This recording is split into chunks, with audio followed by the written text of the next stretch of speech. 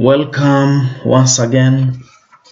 Today we're going to talk about how to contact a PhD or a master's or a bachelor's potential supervisor and make a first impression.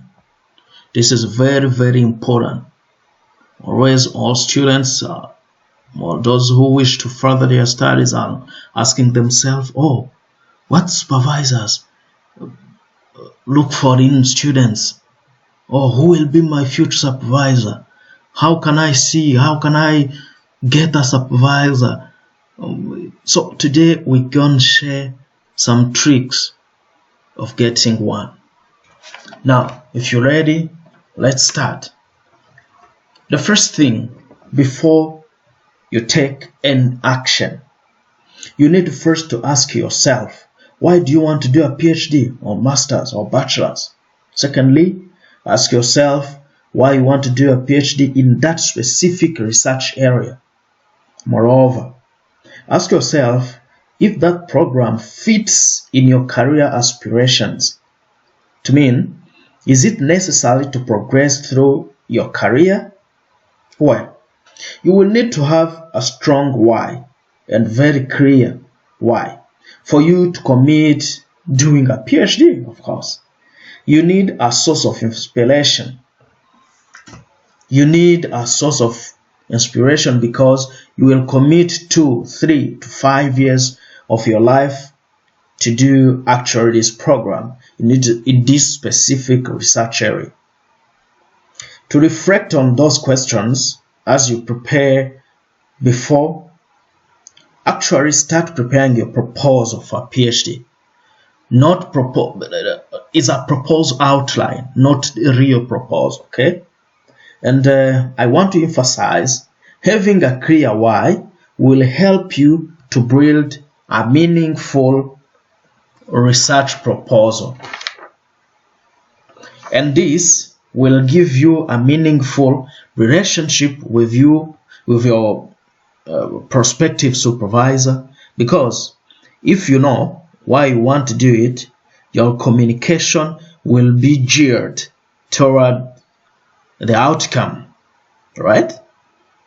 So your outcome will be to get a PhD because you want maybe to achieve XYZ objective, okay? You want to become a professor, you want to change the world, you want to develop a solution to a particular challenge, you want this and that, in that sense. And that is why you really have to have a why. Secondly, find the knowledge gap. Very important.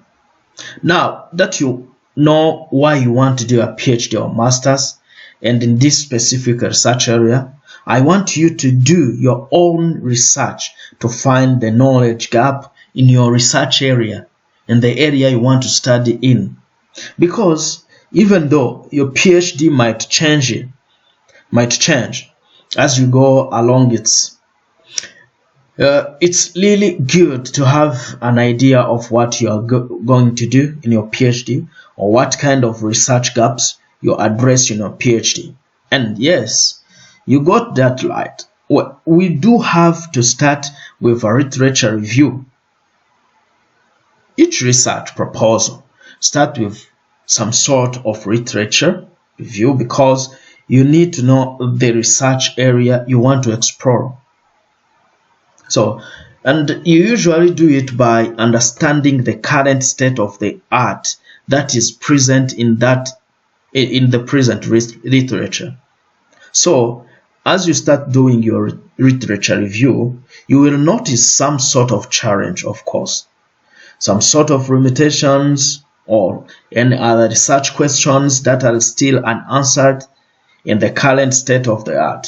So you will need to select what research questions you want to address or you want to explore in your research. Once you identify those, you need to have a clear rationale for why do you want to do it.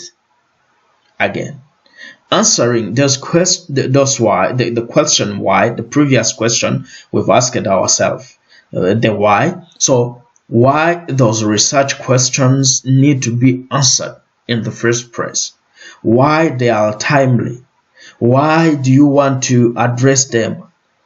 It's also good to know more or less of what kind of methodologies or methods you will be using in your research, of course.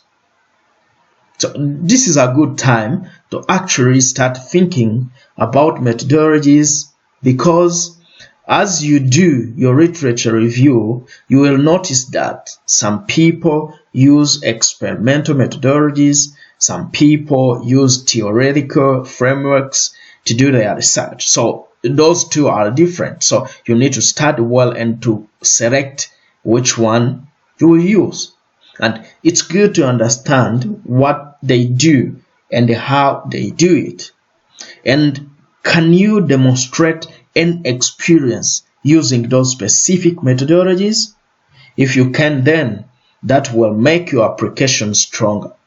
If we cannot think about what other skills you have that you can bring to table and you can use to actually run those methodology that you have to use in your research. So you need to see which one will fit you. Number 3, identifying potential supervisors. Once you have identified what you want to work on, what's the research that you would like to perform during your PhD or master's, it is a good time to start identifying potential PhD or master's supervisors with whom you want to work, and hopefully who will want also to work with you as well. So you've done your literature review. You probably identified a couple of respected research groups in this specific research area you want to do your PhD in. So it's good to think about your prospective supervisor as someone whose expertise is relevant to your work. In fact, their experience need to be relevant to your work, because they need to be able to advise you to do your research. So they have to be an expert in that specific research area. It's really good to check whether they have actually published in your research area, and it's good to check whether they published recently, because that will indicate that they are still active and they are still publishing and working in that research area. As you identify several prospective PhD supervisors, either because you want to work with a specific person, or maybe you want to work at a specific university or specific country, you have to shortlist them. It's good to check on the web pages of prospective supervisors, because if they have funding, they will usually advertise PhD positions. So you may have to check their university website. If you identify a specific PhD supervisor, they might be active on social media and they might be posting opportunities for PhD. So check on different social media, the LinkedIn, the ResearchGate, and any social media to check what he posts or she posts. Number 4, with a supervisor in mind, you now draft the research outline. Understand, research outline. Okay? This will help you to develop a framework for thinking about what will be the organization and eventual contents of your research. I specifically say to write a research outline, not a research proposal, because you don't want to spend time writing 3,000, 5,000 words of research proposal before you actually contact your supervisor. That's mostly because you often work with your PhD supervisor to develop the full research proposal that is usually tailored towards that specific research group. And you don't really want to go through weeks or even months developing your research proposal and then have it changed sometime later. A research outline is completely different from research proposal. It is also different from a research interest. Research interest is a kind of a broad statement of what you are interested in and what research you want to do. While a research outline is that you know some kind of a little bit more specific than research interest. The research outline will show what you want to do during your PhD or your master's. So that will be based on the initial work or initial research that you did before in your previous studies or you are interested in currently. It will be roughly 500 words or 2 pages A4 double spaced or 1.5 spaced. That outline would include the context in a rational, so it will include why for your research. Why do you want to do that research? Why it is important that you do that research. It will include research gap, kind of reflecting on what it is that you want to do and what you want to address in your PhD. And finally, it will include the hypothesis or hypothesis that you will test in your PhD or master's program. So that's the how, because you will also mention the methodologies that you will want to use. Now, you can see that having done the literature review and having reflected on what has been already done in literature, you will be able to write a very strong research outline. Each prospective PhD or master supervisor will be very happy to actually see that research outline, because he will be happy to see your research outline. This is because it will show him that you're committed, your commitment to do that. That means you've done the work and basically you are eager to do your program, your master's or your PhD. Number 5, funding status. Now, each PhD or master's supervisor either has funding or doesn't have funding. But in most cases, when the prospective supervisors and advertise positions, that means they do have funding. If they don't advertise, they might not have funding, but still they might be willing to help you getting those funds. So let's be honest, regardless of how novel your research project might be, it still needs to be funded in one way or another. Well, you may have to notice that some supervisors have advertised funded positions, as I mentioned, but in those cases, those positions might have some predefined scope and objectives. So you might not have as much flexibility in terms of doing the research, in terms of developing your own ideas. If the supervisor doesn't advertise from the PhD positions, so if you cannot find any indication that they have any funding or they have any open positions, it is likely that they don't have funding. It doesn't really mean that they cannot help you. So it's worth to talk to them. It's worth to get in touch anyway if really you want to work with that specific person. In this step, I really want you to explain what is your funding status as well. Because, as I will discuss later, you will see that funding status is quite important to actually allow you to do a master's or PhD, or enable you to do a PhD with that specific supervisor. So you need to know exactly what is your funding status and whether there are any research opportunities or fundings opportunities that you can apply for. So, to increase chances of working with that specific supervisor or that specific university, even though they might not have a specific funding source, it's really good to do some research again.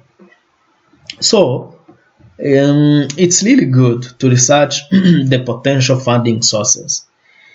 If you know, look at the web pages of universities or any other. If you just do a simple Google search saying university plus PhD funding, you will be able to identify at least several sources of PhD funding. What is really important is when you are shortlisting these schemes, the funding schemes that you can apply for, make sure that you check the eligibility criteria. Very important. Eligibility criteria and requirements. So make sure that you meet the eligibility criteria and you have all the requirements prepared.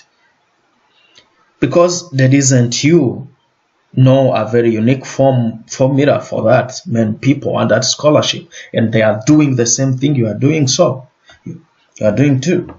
Each funding source has different eligibility criteria and requirement. So please do check that before you actually propose this to your prospective supervisor.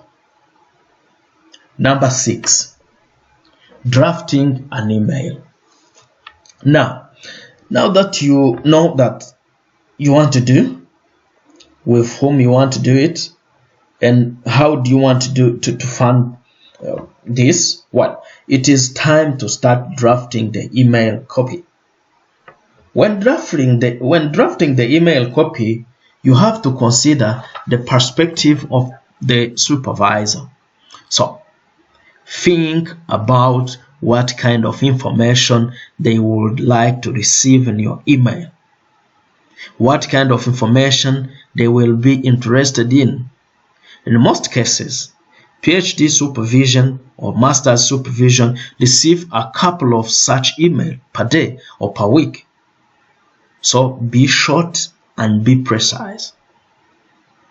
Think about why your research you want to do is relevant to the research of that specific supervisor. And that is why you need a research outline. So attach that research outline with your email. Think about your skills. Do you have relevant skills, or can you demonstrate your ability to learn those skills pretty quickly in your program? And that's why you attach a CV, curriculum vitae, with that email. Finally, think about your research funding status.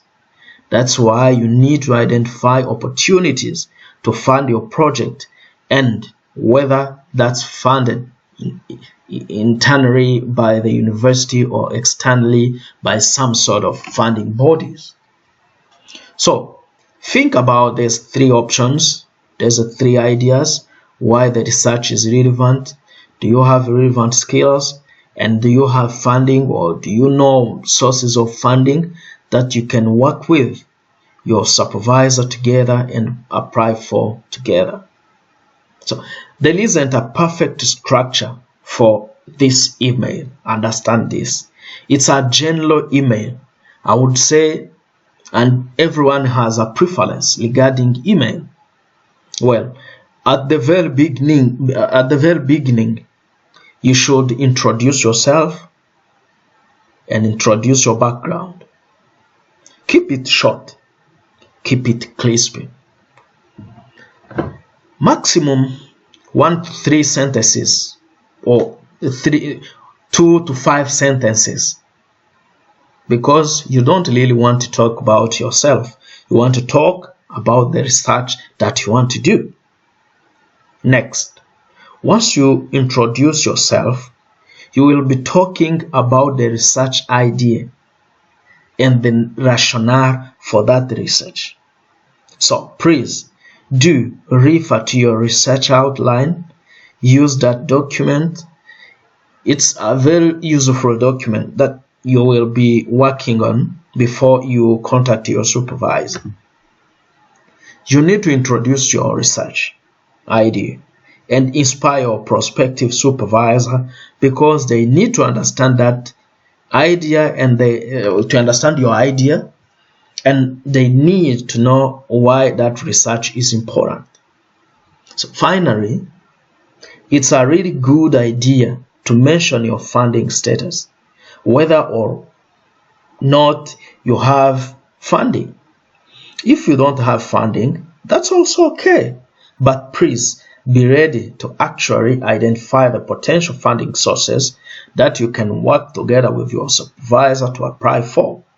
Again, if they don't advertise any specific positions, if they advertise positions, please mention that you are interested in that specific position and in applying for specific position and funds. Number 7, attachment. Attach on your email your detailed CV, degrees, transcript, research outline, and any other document that may be relevant for you to be uptaken. Remember, in the CV, remember to put if you have some published paper, please put in there your paper. If you have some awards you've won, of course, academic awards and others, please put in your CV. Degrees, you need to provide the degrees, the degrees from the universities, degrees and transcript, the original one, unless it is stated otherwise. Take care of these things. If you do all these things, I'm very sure that you will get a supervisor you want. Any supervisor will pick you. So allow me to stop by here today. Remember to subscribe, share this, and like. If you have a comment, please leave it down in the comment.